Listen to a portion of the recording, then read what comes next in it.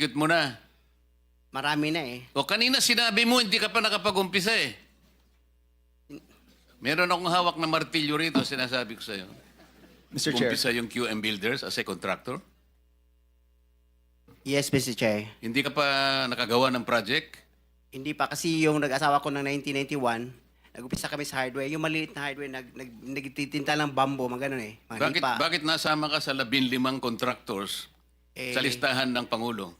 Kanina tinatanong ko, wala bang kukontra dito sa sinabi ng Pangulo na 545 billion worth of flood control projects ay ito lang mga 15 contractors ang nakakuha kasama ka QM Builders. Nandiyan ka pala, bakit hindi ka kumontra? Ba't ngayon sinasabi mo, hindi ka pa nakapag... Pasensya, Mr. Chair, kasi medyo nahiya ako. So sinasabi mo, mali ang Pangulo with respect to your company? Yung data is mali eh. Kasi ang totoo, yung 414 projects na nakuha sa QM, totoo lang ha, is only 86 projects. Mr. Chair. Teka muna, sabi mo hindi ka pa nakapag-umpisa eh. Ano sinasabi mong project? Ano ko lang siguro, bagitin ko lang. Noong 2003, nakalisensya na kami sa pickup, only category D. Hanggang noong 2024, naging quadruple A na tayo. Pero dumaan pa kami ng single A. Noong 2011 hanggang nag-triple A tayo ng 2017 hanggang naging quadruple A tayo ng ng 2024. Mr. Secretary, naiintindihan mo ba yung sinasabi niya? Sabi mo hindi ka pa nakapag-umpisa ng project. Paano ka naging quadruple A? Ano ko lang, Mr. Chair, yung sinasabi kong 1992 is hardware pa yon. Yung nakita niyo yung hardware. Hindi natin pinag-uusapan yung hardware mo. Ang pinag-uusapan natin, flood control projects. Tinatanong ka kanina, sabi mo, hindi ka pa nagkapag-umpisa ng flood control projects. Paano ka nagkaroon ng lisensya? Paano ka naging quadruple A? At lalong mahalaga, paano ka nasama sa 15? Gumawa ka na ng flood control project. Gumawa na tayo ng flood control project. O ngayon gumawa ka na naman. Ano ba talaga yung totoo? Baka hindi ka makauwi sa araw na ito. Nagsisinungaling ka na naman eh. Ang sinabi ng Pangulo, kasama ka sa 15. Tama, Mr. Huwag Chair. mong mamaliitin ito. Pagkatas dito, aartihin mo kami, sasabihin mo, hindi ka pa nag-umpisa ka isang hardware. May problema dito eh. Ano na yan, history lang yung sinasabi ko, Mr. Chair. Ano na yung totoo? Yung totoo, may lisensya na tayo na quadruple A ngayon. O ngayon nga, ngayon meron ka ng quadruple. Yes, Mr. Chair. O, ilang project ang na-execute mo na? Marami na eh. O kanina sinabi mo, hindi ka pa nakapag-umpisa eh. Meron akong hawak na martilyo rito, sinasabi ko sa'yo. Mr. Chair. Huwag kang tatawa-tawa kasi hindi nakakatawa ito ha. Mr. Chairman. Dito lang nagsisinungaling ka na eh. Mr. Chairman, if I may. Yes, Mr. Mukhang Senator. nahihirapan kasi si Mr. Kirante mag-explain. Tama ba to? Ang sabi mo kanina, hindi ka pa incorporated at ngayon incorporated ka na in 2024. Yes. I don't know, Okay. no. Hindi rin. Yung incorporated, hindi, yung on process pa yon, hindi pa namin na ano yon, na-approve. So lahat ng project na ginawa mo, sole proprietor. Yes, Your Honor. So nakapag-project ka na. Yes, Your Honor. Ano yung sinasabi mong hindi ka pa nagsisimula or hindi mo pa nagagawa?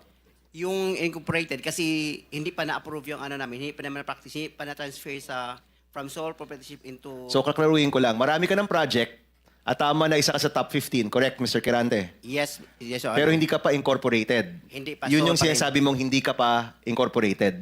Yes, Your Honor. Yun yung binabanggit niya kanina, Mr. Chairman. Malabo pa rin eh. Mr. Secretary, tumatanggap ka ng isang sole proprietorship na mag-undertake ng flood control? Well, Mr. Chair, actually, he has the pickup license.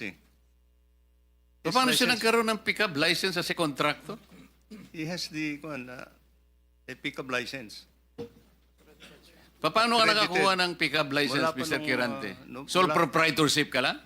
Yes, Mr. Chair. Kailan mo nakakuha yan? 2003. Hanggang nag-upgrade tayo sa 2007, naging B tayo. Hanggang 2011, naging A tayo. Yung 2017, naging triple A tayo. ano yung net financial contracting capacity mo as a sole proprietorship? 40 billion, Mr. Chair. 40 billion? Yes, Mr. Chair. Yung financial statement mo, padala mo sa amin.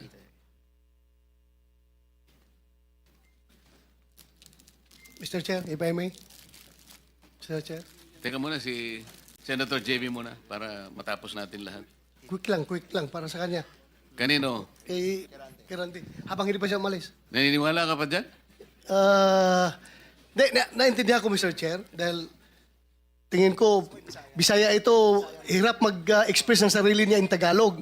Kaya, I would rather advise him na uminom ka ng tubig, mag-inhale ka, relax ka, at ang pagsalita mo, huwag mo masyadong bilisin. Naintindihan kita para tayo Bisaya. May difficulty in expressing yourself ka. Hindi ko kinakampihan, Mr. Chair, ha? Ang sinasabi niya, meron siyang 40 billion pesos. 40 billion. NFCC. 40 billion ang sinasabi niya. NFCC, Mr. Chair. Kaya nga, 40 billion pesos. Yes, Mr. Chair. Oh. Naniniwala ka, Mr. Senator?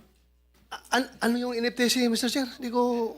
Net? Net financial contracting capacity. Totoo, tinood na, bay. Ha? May 40 billion ka. Yes. Nakadeposito sa bangko na. Unsa man na? Ay, Paano? hindi. Yung NFCC kinuha sa... Ano yan? Yen o pesos? Asset yan. Kasi yung NFCC, kinocompute ng times 15 yon, Mr. Chair. Halimbawa, may 1 billion ka sa bangko. Pwede ka sa 15 billion. So, halimbawa, may pera ka sa bangko na 2 billion, ibig sabihin, pwede ka sa 30 billion. Yan ang computation. Kaya tayo yung pera natin, kasama na yung mga assets, more than 2 billion. Kaya, i-multiply natin na 15, abot ng 40 billion. Kaya kami monta at hanggang 40 billion. Mr. Chairman. Mr. Kerante, ito tinitignan. Ano yung 2015 na QM Builders Incorporated? Ina-apply namin dyan sa Pero Your Honor. 2015 pa siya. Pero hindi pa namin tina-transfer Transfer to? to sole proprietorship into incorporated. Hindi, ito incorporated na ito eh. This is a corporation. Kasi ang explanation ng bookkeeper natin, yung ano natin gahandol, yung experience ng from sole proprietorship, ita-transfer muna sa Hindi, incorporated. iba yung experience, iba yung corporate entity. Incorporate entity is 2015 nandyan na siya. Ah. Pero sinasabi nyo, walang nangyayari. Wala nangyayari. Ang Ina-apply lang. ginagamit nyo since noon pa ay yung inyong sole proprietor. Yes, Your Diyan Honor. pumapasok inyong income, in other words. Yan yung ginagamit yung pagbibid ng mga projects. Yes, Your Honor. Tama? Ganun pa? Ganun ba ho ang interpret? So, dalawang entity, yung sole proprietor at yung incorporation. Sabit nyo na lang ho sa amin yung mga dokumento na yan. Thank you, Mr. Chairman. Senator JB? Thank you, Mr. Chair. Mr. Chair, siguro ang gusto natin dito, aside from the accountability that we're looking for, ang gusto natin ma-achieve in aid of legislation.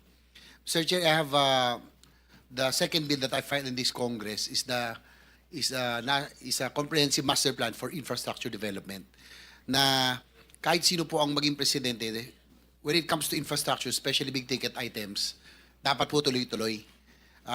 Tulad ho ng mga floodway projects, kanina nabanggit ni Secretary, it transcends different, multi-year po ito at it may transcend different administrations. No?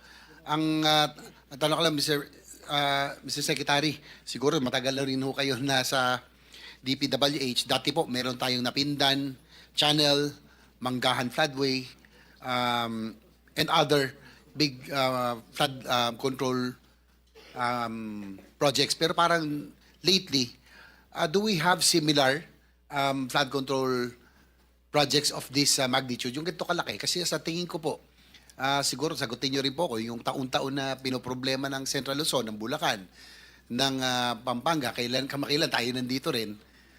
Ang kailangan po talaga dito, floodways, spillways, and water impounding. So, Mr. Secretary, at present, meron ho ba tayong ganitong mga uri ng proyektong ginagawa?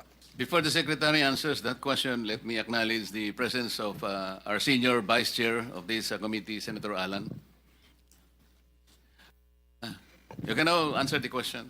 Thank you, Mr. Chair. Yes, Mr. Chair. We have similar projects of that magnitude in the other river basins, major river basins in the country, Mr. Chair, that are financed by official development assistance, Your Honor. And in these major river basins, they have a comprehensive master plan, Your Honor. But Kanina pa Mr. Secretary, as we had discussed already, no matter how comprehensive this river basin Master plans. master plans, until and unless you are able to coordinate with that office that we made reference to earlier, Yes. this is the River Basin Control Office, walang mangyayari dyan. Because it should have been an integrated one. That's Kahit na 100 river basins pa yan, with their separate and individual master plans, kailangan pong coordinated per the mandate of the law na nakalagay sa balikat ng RBCO. So sa ngayon, wag po natin munang gawing parang sagot na makapagbibigay ng kapayapaan ng loob sa ating mga kababayan. Wala pa po tayong na-accomplish in relation to an integrated master plan that will answer the continuing problem of flood ravages in this country, Mr. Secretary. That's correct, Your Honor. Total, pinag-uusapan na rin kanina pa na master plan po dapat ay sundin. No? Pinoint out na rin po ng ating chair.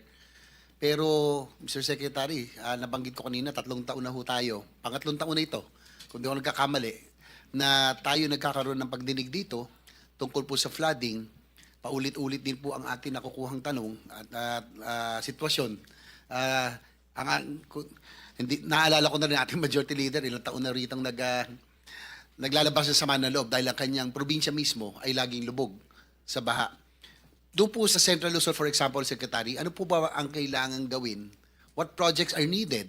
Yung mga big-ticket items that are needed really to mitigate or to flush the floodwaters faster, no? Alam naman natin, we can fight nature.